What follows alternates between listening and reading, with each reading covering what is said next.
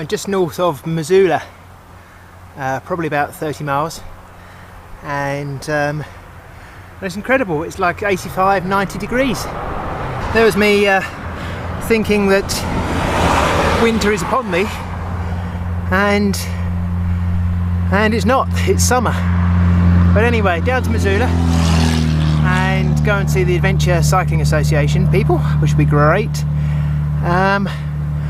And then south. The weather forecast today is good, but in a couple of days there's rain and a bit of snow forecast, so that's going to be interesting.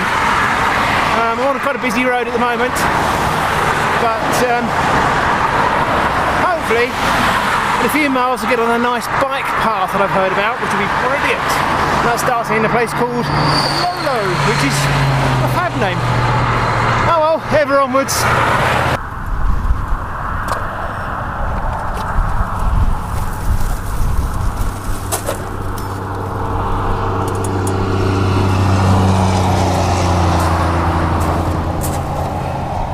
Time for a rest. I've just stopped for the night and I'm about 5 or 6 miles before Chief Joseph Pass. It's a big one to cross. It's about 7,500 feet, I think it is, and so that's going to be higher than Logan Pass. So I thought when I saw this place here I would stop, take shelter, as rain is forecast for tonight as well, and I can just give it a big hit tomorrow and climb up it. A huge eagle just flew past. Couldn't believe it. A white head, big hooked beak, white tail, black body. Oh wow, that is so cool. This is the reality of getting over mountain passes with penny-farthings. It's an awful lot of walking. I've now got about 7 miles to the top of the pass, which is at about 7,500 feet. And I can't ride anymore, even though the road's good. But it's a beautiful place to be pushing a bicycle in, because the scenery is glorious.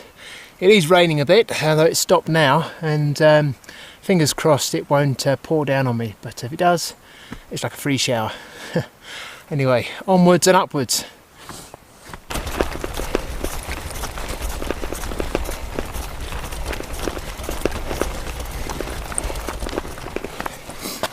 I finally made it to the top of Chief Joseph Pass on the Continental Divide.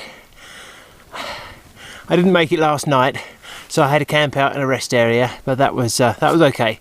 But now I'm here, and there's the sign: Chief Joseph Pass, elevation 7,241 feet. Now it's downhill. Yay! And just listen to that lovely peace and quiet. Absolutely wonderful. I'm heading to a place called Wisdom, and I should have a nice coffee there and hopefully gain some wisdom as well. You never know. Pitched up here last night behind these bales, and all the cows have come over and just looking at me and mooing all night long, which has been a bit annoying, because they're giving the game away. If the farmer sees, he'll get a bit suspicious and come over and chuck me out. Yeah, you too. Bloody noisy cows. This is my Monday morning rush hour. Oh, it's total gridlock.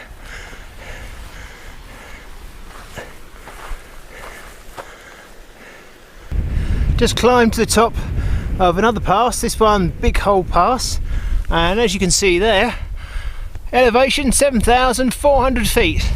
After all the climbing, now it's payback time, because we've got a fabulous downhill. Here we go. Oh, it's going to take us down there somewhere. I do have another climb to do today, but making the most of this. I'm like the Pied Piper of cows. Every time I go past a field, they all start mooing and start running alongside. It's a bit weird. Just made it to the top of the second big pass of the day. This one's Badger Pass, I think it's called, and again it's about 7,400, something like that, feet, and came right up from way down there in the valley. So it's been a long hard push, and I'm absolutely knackered now, and the wind's howling, and so it's a bit on the nippy side as well. And over here there's a rainstorm which I'm hoping is going to go kind of that way and miss me, so I can pitch up the tent somewhere once I come down off the pass and stay dry. But oh, it's been a long tough day, but still loving it. I've had a bit of a cold night up here in the mountains. It got to -5 or minus, oh, where's me Geyser? Yeah, -4.9 degrees C last night. So that was a bit cold. You can just see, where's the gauge? I don't know if you can see that. -4.9 at the bottom there. But it's a bit cold. I've just been caught by the farmer camping in his field, and he's chased me off. It was about 7:30 in the morning, and he came and sort of ploughed around me, and he's over there ploughing another bit of the field. But he was all right. He was quite friendly, and he wished me a good ride, so that was cool. But it's a bit of an early start now, and it's going to be a headwind today, so hard work. And there is a howling headwind. This is probably the strongest of the trip so far, and we're going straight down this valley, which is absolutely beautiful. I'm just hoping now, with a bit of a downhill, that'll help me. But further on there, up there, hoping this smaller valley I'm dropping into will give me a bit of protection from the wind. But I'm barely being able to ride, probably 5 miles an hour. This is the Madison River, which goes out onto the big old valley down there. This whole escarpment, as you can see, has come down at some stage, and that happened in 1959 when there was a huge earthquake which measured over 7.2 on the Richter scale and actually blocked the river, and there was a campsite over here as well, and 26 people were buried alive. And going back up the valley, there's a lake called Earthquake Lake, which was formed when this happened. Mother Nature poked us humans once again. Welcome to Yellowstone National Park. Woohoo! Can't believe it, I've actually made it here at last. And the weather's lovely. There's no wind today, so that is just perfect. And I haven't seen a bear, which is even better. Just coming along the Madison River here, and there's a dirty great big bison walking down the middle of the road. I have to be a bit careful here, because I'm going to get chased and squished. Where's he going?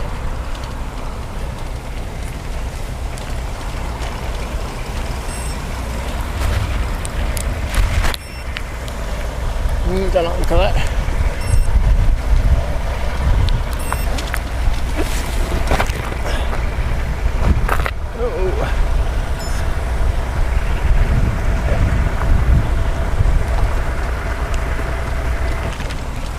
Where's he going?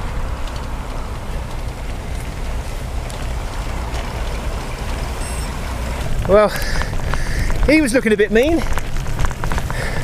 He's back up the road there. There's the sign. Yay, Old Faithful.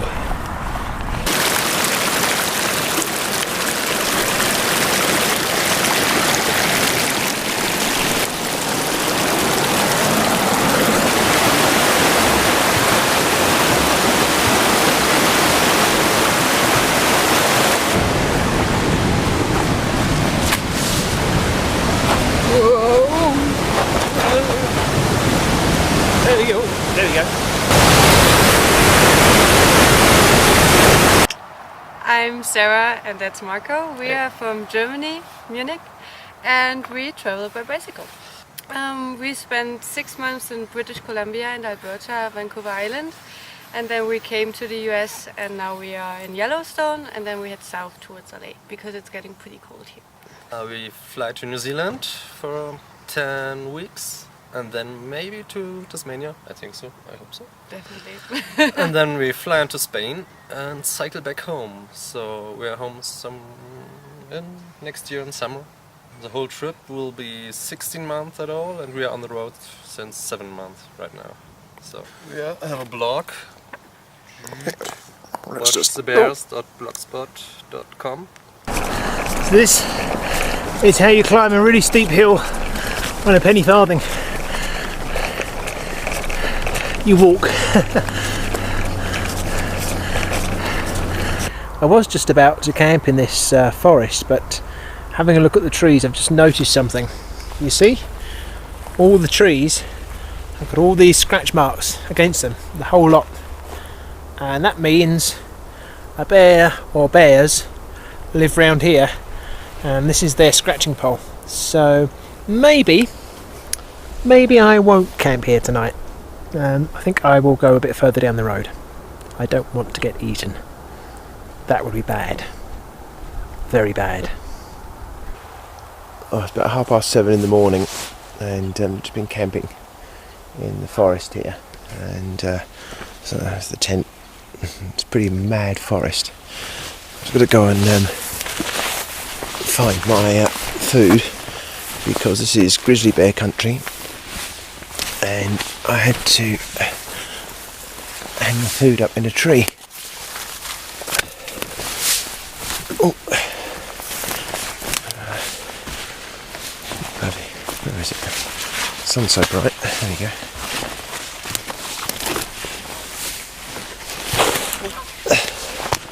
There it is, up in the tree. Of course, I suppose, thinking about it, grizzly bears can climb trees as well. Probably better than I can.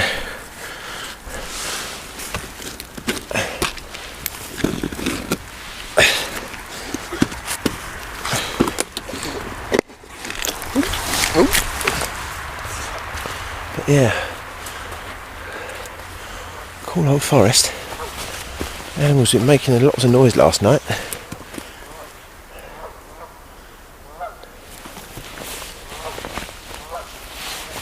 We're now exiting Yellowstone National Park, and we've got a big downhill. We've got pith cam engaged. We are at, according to Mr. Garmin, at 7,771 feet. We're a big downhill, so let's go.